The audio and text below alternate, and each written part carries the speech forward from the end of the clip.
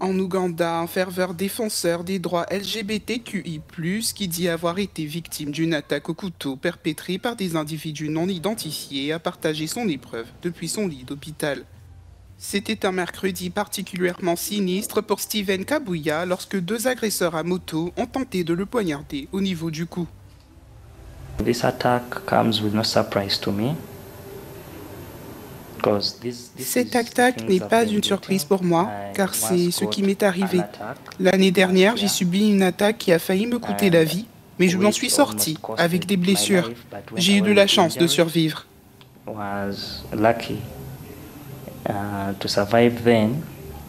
Suite à des menaces de mort consécutives à une agression contre l'un des membres du groupe, Kabuye a pris la décision de s'exiler au Kenya en mars 2023.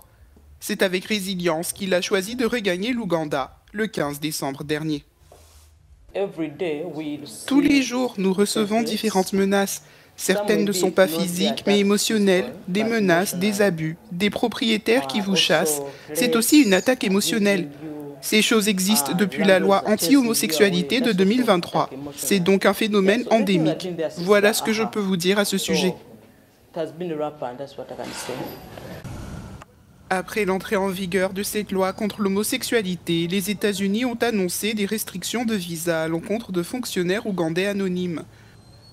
Selon la police ougandaise, la véracité des propos de Kabuya reste à prouver. De nombreuses allégations ont été avancées.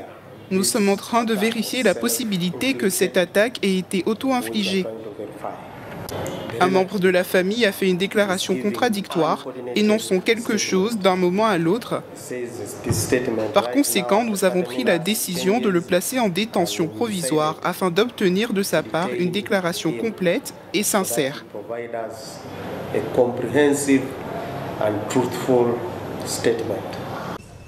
L'homosexualité est depuis longtemps illégale en Ouganda en vertu d'une loi datant de l'époque coloniale qui criminalise l'activité sexuelle et prévoit une peine d'emprisonnement à vie en cas de condamnation.